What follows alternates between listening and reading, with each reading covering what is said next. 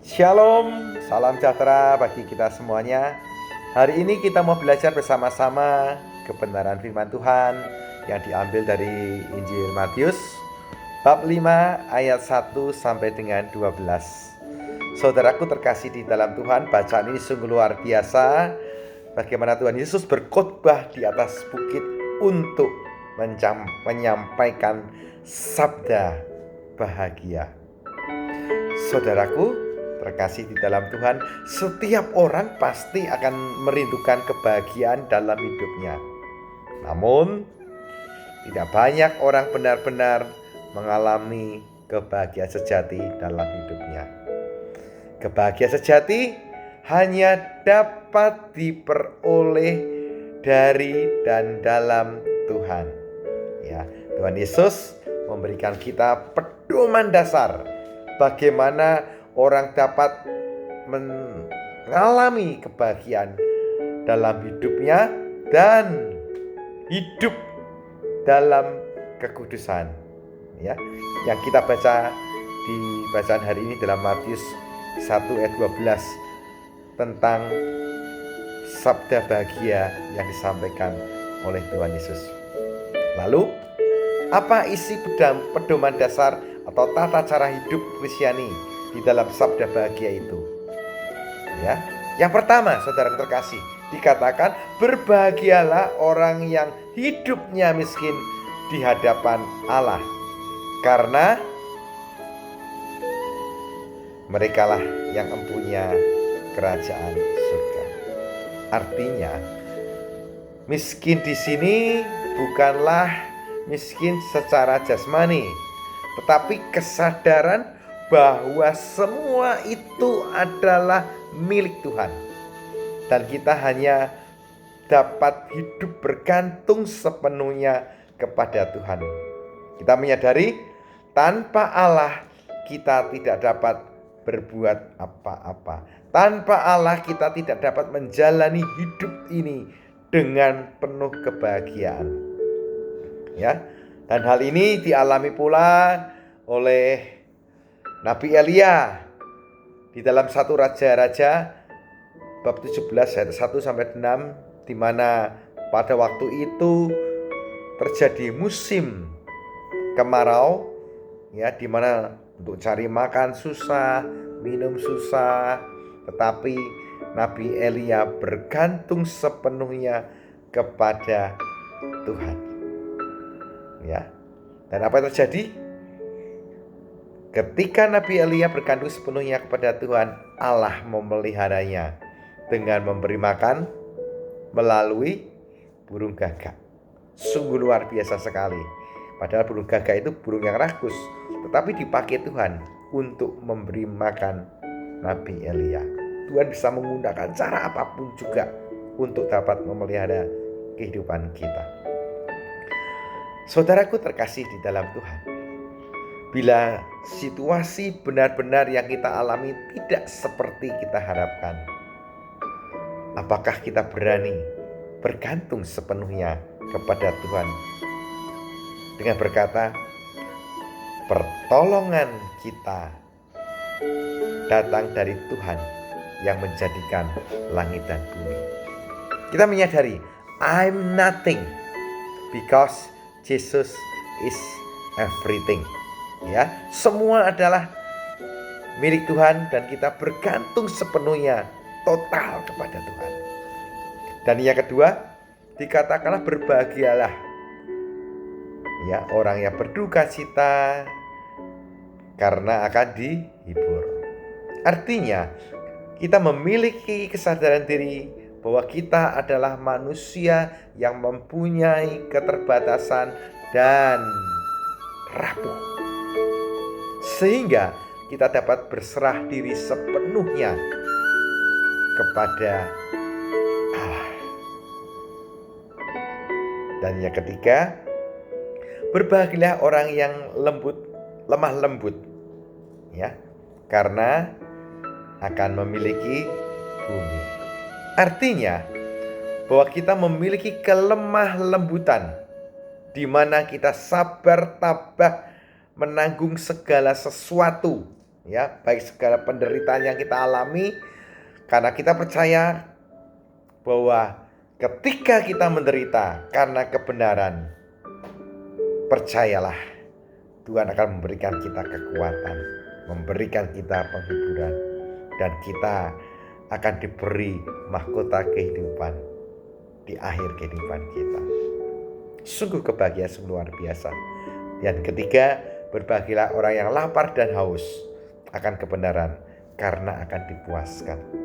Artinya, mempunyai keberanian untuk hidup dalam kebenaran, meskipun harus menghadapi tantangan dan penganiayaan, tetapi itu semua tidak perlu kita takut, karena Roh Kudus memberi kita kekuatan dan berani untuk hidup di dalam kebenaran dan mewartakan tentang kebenaran itu sendiri, ya, di dalam setiap kehidupan kita.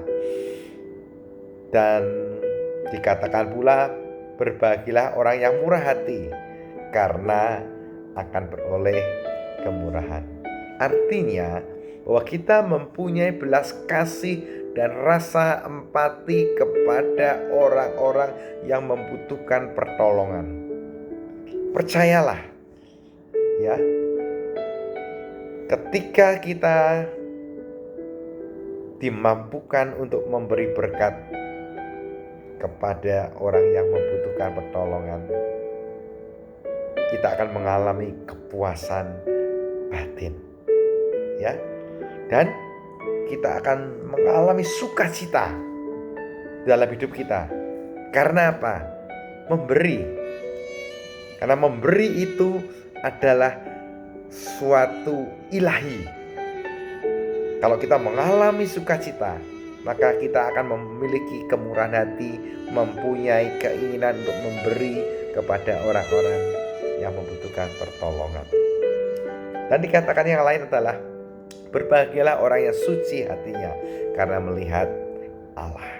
Artinya bahwa dalam kehidupan kita terus mengupayakan kesucian, ya, dan hidup di dalam kekudusan. Saudaraku terkasih, kekudusan itu bukan hanya kita peroleh pada saat kita nanti meninggal dunia, tetapi kekudusan ini dapat kita miliki, ya, dengan cara apa? Kita bertanggung jawab atas panggilan hidup kita masing-masing dan hidup sesuai dengan kehendak Allah. Dan disitulah kita menjadi orang-orang kudus di zaman modern. Ya, kalau kita sebagai orang tua, ya, hiduplah sebagai orang tua yang berkenan di hadapan Tuhan. Kita menjadi anak, bagaimana kita anak yang berkenan di hadapan Tuhan dengan menghormati orang tua kita. Apapun panggilan kita, profesi kita gunakan kesempatan itu adalah untuk mencapai hidup dalam kekudusan. Dan dikatakan yang lain adalah, berbahagialah orang yang membawa damai, karena disebut anak-anak Allah.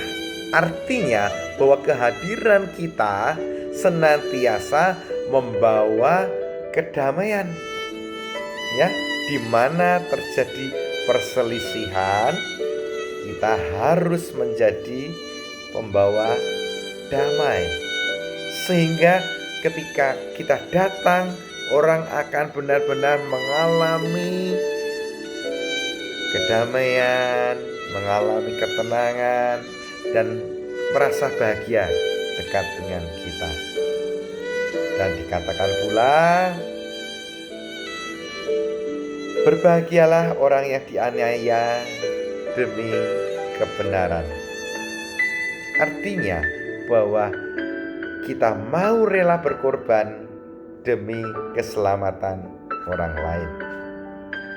Saudaraku terkasih di dalam Tuhan, bila kita melakukan semua, ya, yang disampaikan oleh Tuhan Yesus dalam sabda bahagia itu, maka kita akan mengalami bersukacita dan bergembira.